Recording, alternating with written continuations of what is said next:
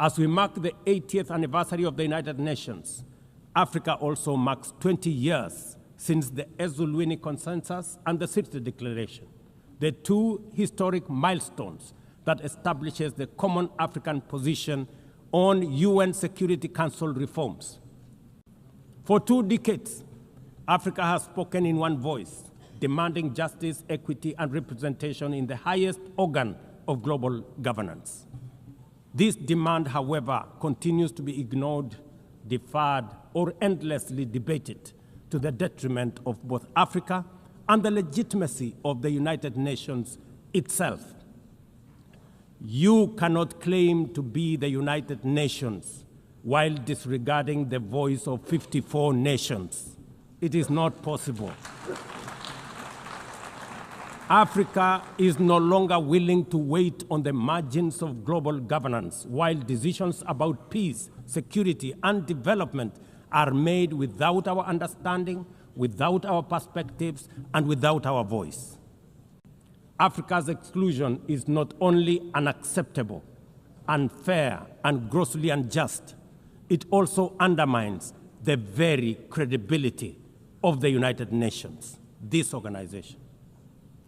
Africa dominates most of the Security Council agenda, provides some of the largest contingents of UN peacekeeping forces, and bears the heaviest costs of instability. Yet we remain the only continent without a permanent seat at the main table where decisions about our destiny are made. Africa deserves, ladies and gentlemen, at the very least, 2 permanent seats with full rights, including the right to veto, and 2 additional non-permanent seats on the United Nations Security Council. The world must understand that reforming the Security Council is not a favor to Africa or to anybody. It is a necessity for the United Nations' own survival. If the United Nations is to remain relevant in this century, it must reflect today's realities, not the post-war power arrangements of 1945.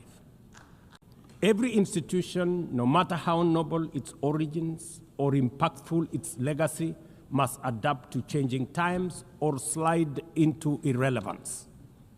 Today, the United Nations stands at a crossroads of renewal on one hand or decay on another.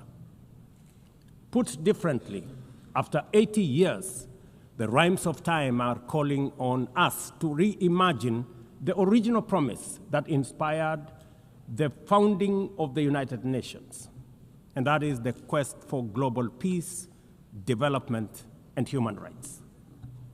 But this call must now be answered in a global context that is profoundly different from the post-war era in which the UN was conceived then. We would be denying the cold, hard truth if we say that the United Nations is delivering as it should. On peace and security, its voice is too often drowned by the rivalries of great powers, while some nations simply ignore its resolutions and do as they please. Too often, the UN's blue helmet, once a symbol of moral authority, no longer commands the same respect. From the conflicts in Gaza to Ukraine, to the crisis in Sudan, DRC Congo, Somalia, and the Sahel, we see actors proceed undeterred by the United Nations calls.